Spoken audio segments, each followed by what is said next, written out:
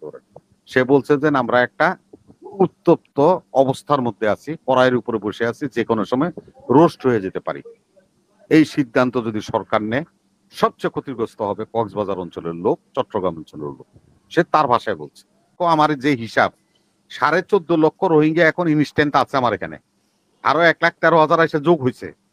এই 15 লক্ষ আগে ফিরে নিবেন, তারপরে মানবিক করিডোর দিয়া আপনাদের চাইল ডাল তেল সব দিমু। বার্মা যদি আমাকে দেশ দখল করে পুরো মেসালার মেসালার, এগুলো তো ব্রিটিশ আমলের, এগুলি তো চলে না।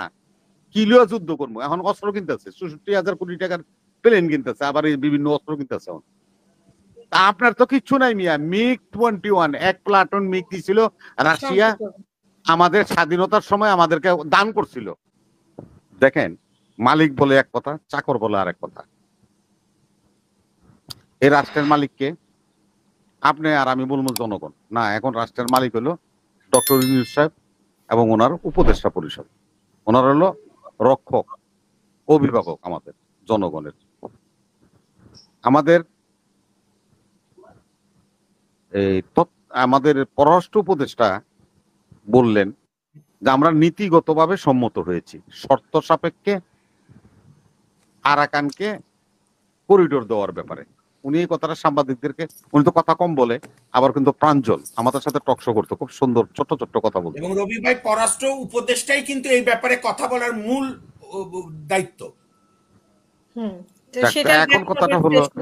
এখন কথা হলো পররাষ্ট্র উপদেষ্টা 24 ঘন্টা আগে বললেন যে আমরা নীতিগতভাবে সিদ্ধান্ত নিয়েছি শর্ত সাপেক্ষে রাখাইনকে করিডোর দেওয়ার ব্যাপারে। আর 24 ঘন্টার পরে ওনার এই চাকরিজীবী, ওনার আন্ডারে চাকরি করে সেই লোক আইসা কইতেছে যে আমরা এই ধরনের কোনো সিদ্ধান্ত নিয়ে নেই। তো জনগণ কি চাকরের কথা শুনবে না মালিকের কথা শুনবে? প্রশ্নটা তো এরকমই আসে। অনেকে আমার পছন্দ করেন না আমি এভাবে চাচাচোলা কথা কই। না, আমার মনে হয় উনি বলেছেন যে সিদ্ধান্ত নিয়েছে, বাট এরকম না, ব্যাপারটা এরকম না, ওই রকম, মানে উনি উল্টা আরেকটা ব্যাখ্যা দাঁড় করিয়েছেন আর কি, আমি যদি ভুল না করি। এই ব্যাখ্যাটা আজকে ক্লিয়ার হয়ে গেছে যখন নাকি আমাদের প্রধান উপদেষ্টা আমাদের বিমান বাহিনীর একটা অনুষ্ঠানে যায় আজকে একটা বক্তব্য রাখছেন। সে বলছে যে আমি যুদ্ধের বিরুদ্ধে। তো পৃথিবীর যে অবস্থা, তাতে করে যুদ্ধের প্রস্তুতি রাখা উচিত। আমি পুরাটা বললাম না, পুরোটা বললে তো সময় থাকে না। তো এরকম বক্তব্যটা বলার পরে করিডোর নিয়ে আমার একটা স্বচ্ছ ধারণা হয়ে গেল যে করিডোর দিয়ে দেওয়া হয়েছে আরাকান আর্মির সাথে সংযোগ লাইন শিলা দিয়া আমাদের এই কি বলে কক্সবাজারে। আজকে সেখানে এই যে সুজন আছে, সুজন এই যে একটা উপদেষ্টা আছে, মানে এই সংস্কার কমিটির চেয়ারম্যান নির্বাচনের, সুজনের কক্সবাজারের সাধারণ সম্পাদক, ও আমার ছোট ভাই মাহবুবুর রহমান, এবং এই যে শরণার্থী পুনর্বাসন কমিটিরও ও আহ্বায়ক। এই যে শরণার্থী যে আসে ওইখানে মাহবুবুর রহমান সুজনের সাধারণ সম্পাদক কক্সবাজার জেলা। সে আজকে একটা ইন্টারভিউ দিয়েছে। সে সরাসরি বলছে যে আমি যে এখানে বসে আছি আমার কাছে মনে হচ্ছে যে আমার মাথার উপরে বোম লাগানো আছে, যে কোনো সময় মাটিতে পড়তে পারে। আমি না, শুধু দেশটাও আজকে আমরা নিরাপদ নয়। এই করিডোর সম্বন্ধে যখন তাকে প্রশ্ন করেছে সুজনের সাধারণ সম্পাদক কক্সবাজার জেলা মাহবুবুর রহমান, নামটা আপনারা লিখে নেন, দরকার হলে ওনার সাথে যোগাযোগ করতে পারেন। সে বলছে যে আমরা একটা উত্তপ্ত অবস্থার মধ্যে আছি, কড়াইয়ের উপরে বসে আছি, যে কোনো সময় রোস্ট হয়ে যেতে পারি। এই সিদ্ধান্ত যদি সরকার নেয়, সবচেয়ে ক্ষতিগ্রস্ত হবে কক্সবাজার অঞ্চলের লোক, চট্টগ্রাম অঞ্চলের লোক। সে তার ভাষায় বলছে।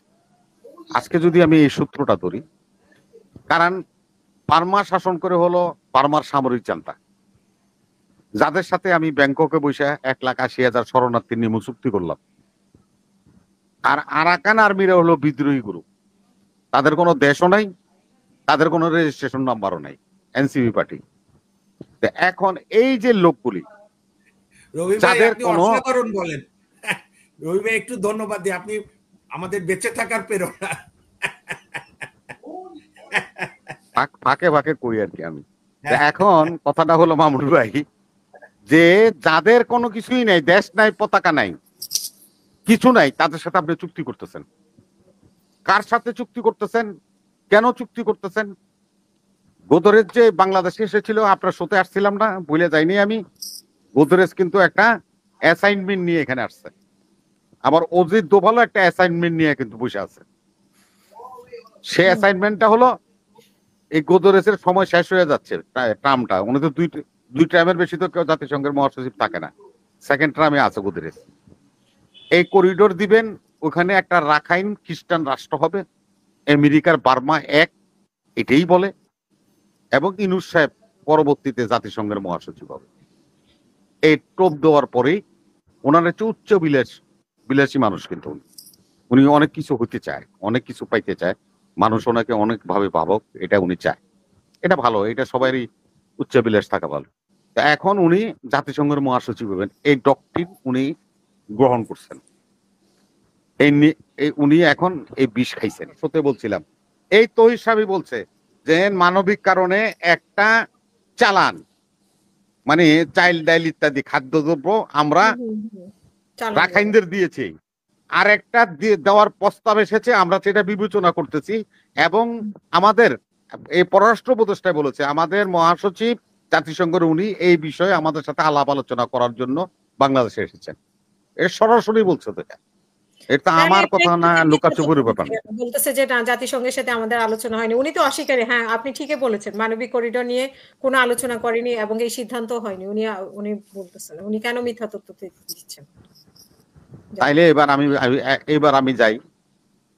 রাফাতে যে মানবিক করিডোর আছে, মিশরের সাথে গাজার সাথে একটা বর্ডার আছে, একটাই বর্ডার গাজার সাথে, সেটা মিশরের সাথে রাফা, জায়গাটার নাম হলো রাফা সিটি।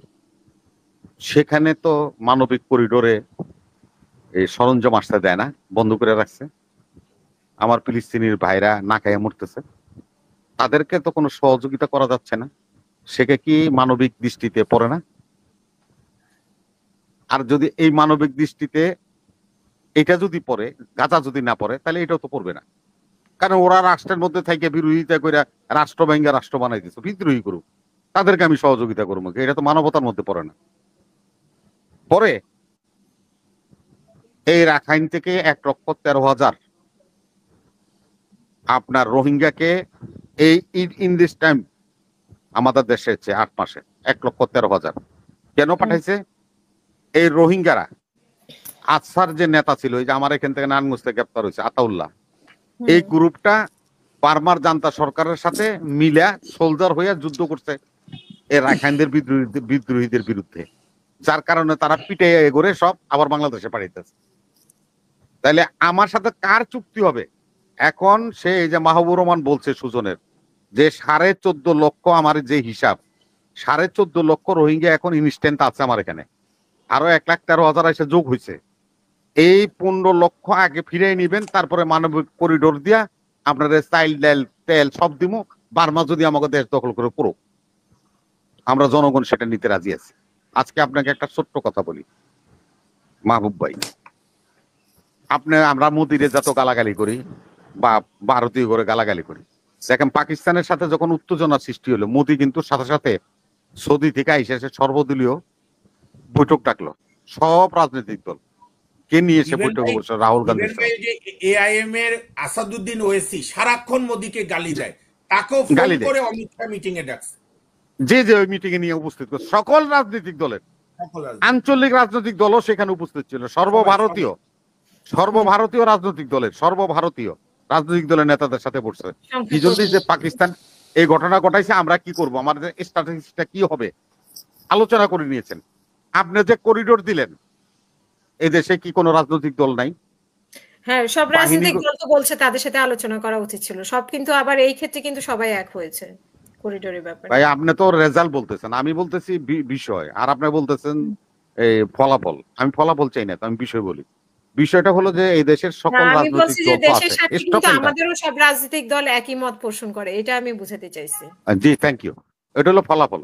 তাহলে স্টেক হোল্ডার যারা, জনগণের প্রতিনিধি যারা জনগণের রাজনীতি করে, এইটা বিএনপি আছে, এনসিপি আছে, জামাত ইসলাম আছে, নেজামি ইসলাম আছে, হেফাজতে ইসলাম আছে, চরমনে পীর আছে, সবাই, আমি সবাইকে বলতেছি, মান্না ভাই আছে, সাকি আছে, সবাইকে ডাকবেন, সাথে সাথে কথা বলবেন। আপনার তো ডেলি যমুনার মধ্যে বইয়া রিয়াজের লগে চা খাওয়াইতেছেন, সব রাজনৈতিক দল আলাদা যায় রিয়াজ সাহেবের লগে দেখা করে, ডেইলি 3 ঘন্টা 4 ঘন্টা করে আলাপ করে, এত বড় একটা গুরুত্বপূর্ণ সিদ্ধান্তের জন্য আপনি তাদেরকে ডাকলেন না কেন? আচ্ছা, আপনি কি করলেন? এই ব্যাপারে যদি করিডোর দিতে হয়, কাকে আগে ডাকতে হবে? ডাকতে হবে বাহিনী প্রধানদের, বিমান বাহিনীর প্রধানরে, নৌবাহিনীর প্রধানরে, সেনাবাহিনীর প্রধানরে, বিজিবির প্রধানরে, পুলিশের প্রধানরে, এসবি, ডিএসপি, এনএসআই, ডিজিএফআই। সে বাহিনীর সাথে আপনার বসতে হবে। কে বসবে? আপনার যারা নাকি নিয়োগ দিচ্ছেন, আমেরিকান নাগরিক খলিলুর রহমান তাদেরকে ডাকবে, ডাকে বলবে যে এই সিদ্ধান্ত হতে যাচ্ছে, তোমরা কি বলো? সে আলোচনাও তো আপনার করেন নাই। আপনি ঢাল নাই, তলোয়ার নাই, আপনি কইতেছেন যুদ্ধের লেগে প্রস্তুত হয়ে যান। যুদ্ধের লেগে কি প্রস্তুত হইব? ভারত নিজেই তো যুদ্ধের লেগে প্রস্তুত হইতে পারতেছে না। ওরা 60% অস্ত্র ওগুলো পুরান, অকেজো হয়ে গেছে। এখন যুদ্ধ লাগবে কইছে, পর বললেন নাকি ঠান্ডা হয়ে গেছে সব। তার জেনারেলদের সাথে যখন মিটিং এ বসছে সে, এই মোদি, অমিত শাহ, রাজনীতি সিং, তখন জেনারেলরা বলছে যে তুমি জানি যে আমাকে অস্ত্র শস্ত্র দিচ্ছ, এসালার মেসালার, এগুলো তো ব্রিটিশ আমলের, এগুলি তো চলে না, কিলিও যুদ্ধ করবো। এখন অস্ত্র কিনতেছে ৬৪,০০০ কোটি টাকার প্লেন কিনতেছে, আবার এই বিভিন্ন অস্ত্র কিনতেছে। আপনার তো কিচ্ছু নাই মিয়া। MiG-21 এক প্লাটুন মিগ দিছিল রাশিয়া আমাদের স্বাধীনতার সময়, আমাদেরকে দান করছিল। যে MiG-21 এর কোম্পানি এখন ওইটার মেশিনের খুচরা মেশিন আছে না, এডিও বানায় না। অকজ হইলে দেখেন না যে আমাকে ফ্লাইট পরিচালনা করতে যায়, যে ফ্লাইট নতুন নতুন ফ্লাইট ক্যাডেট গুলি যে মরে যায়, বিধ্বস্ত হয়ে যায় পুরান। তা আপনি কি দিয়ে যুদ্ধ করবেন? যুদ্ধের প্রস্তুতি নিতে কইলেন, কারে নিতে কইলেন? আপনি আমাদেরকে খালি হাতে যুদ্ধের প্রস্তুতি নিতে কইলেন? আপনার সম্বল কি আছে? কেন যুদ্ধের প্রস্তুতি নিলেন? ডিউটি একটা, ভারত তো আমাদেরকে আক্রমণ করবে, ভারত তো পাকিস্তান লয়ে চিন্তা করে শেষ হয়ে যেতেছে, আমাকে আক্রমণ করবে। তাহলে আমার উপদেষ্টা, প্রধান উপদেষ্টা যে কথা বলছে যে আমি যুদ্ধের পক্ষে না, তবে যুদ্ধে এই পরিবেশে যুদ্ধের জন্য প্রস্তুত থাকতে হবে। যদি প্রস্তুত থাকতে হয় বলেন আপনি, তাহলে কার সাথে? এই যে করিডোর দিয়েছেন, বার্মার জান্তা সরকার, কয়দিন আগে সে সোভিয়েত রাশিয়াতে ভ্রমণে গেছিল, তাকে সুখই দিছে 3 প্লাটুন, তাকে MiG-29 দিয়েছে, এই রাশিয়ার সাথে চুক্তি করছে এবং সেই মালামাল পেয়ে গেছে। একটা সুখই বিমান 1 সেকেন্ডের মধ্যে ঢাকা এসে তছনছ করে দেবে, আপনি দেখবেন না, আপনার রাডারও দেখবেন না। আপনার তো রাডার নাই, হই ইন্ডিয়ার রাডার দিয়ে আমাকে প্লেন চলে, কলকাতার রাডার দিয়ে। আপনার কাছে কি আছে? আপনি কার সাথে করতেছেন এগুলি? কেন করতেছেন? নিজের প্রাপ্তির জন্য নিজের রাষ্ট্রকে বন্ধক রাখছেন, মর্গেজ রাখছেন। এই সিদ্ধান্ত থেকে ফিরে আসেন। এই সিদ্ধান্ত দেশের স্বাধীনতা সার্বভৌমত্বের উপরে পড়বে। আজকে মাহবুব ভাই একটা ছোট্ট কথা বলছে, সেটা হলো যে জিয়াউর রহমান যে স্যাটেলাইট নিয়ে গেছিল, আজকে আপনি জানেন ওই যে সাংবাদিক আপনার এখানে আনছিলেন আওয়ামী লীগই করে মনে হয়, ওই যে আপনার রাঙ্গামাটির যে ভদ্রলোক বলছিল যে সে আওয়ামী লীগ করলো, সে বলছে যে ভাই, আওয়ামী লীগের সাধারণ সম্পাদক ছিল, সে বলছে যে ভাই আমরা স্যাটেলাইট, হ্যাঁ 60% স্যাটেলাইট আছে, হ্যাঁ 60% স্যাটেলাইট এখন হয়ে গেছে। জিয়াউর রহমান যে স্যাটেলাইট নিতে লাগছিল, এইটা যদি হাসিনা অব্যাহত রাখতো তাহলে এখন 99% স্যাটেলাইট থাকতো। আমার আর্মিও লাগতো না, সেনাবাহিনীও লাগতো না, বিজিবিও লাগতো না, যৌথ বাহিনীও পাহারা দেওয়া লাগতো না, আমাকে জনগণ আমাকে ভূমি রক্ষা করতো। আপনারা বন্ধ করে দিলেন। তাহলে জিয়াউর রহমান যে ঐতিহাসিক সিদ্ধান্ত নিয়েছিল এই পার্বত্য অঞ্চলের স্বাধীনতার সার্বভৌমত্বের জন্য স্যাটেলাইট নিয়ে অবস্থান করেছিলেন, সেটা যে আজকে ধ্রুব তারার মতো সত্য, সেই জিনিসটা আবারও প্রকাশিত হলো। সেজন্য বলছি, রাষ্ট্রনায়ক হতে হলে কবিতা লিখে রাষ্ট্রনায়ক হওয়া যায় না। এই যে জাফর সাহেব, শাহবাহাদুর জাফর, ভারতের মোগলদের শেষ সম্রাট, সে কিন্তু বিখ্যাত একজন কবি ছিলেন, কিন্তু দিল্লির মসনদ রক্ষা করতে পারেন নাই, ময়ূর সিংহাসন ব্রিটিশরা নিয়ে গেছিল।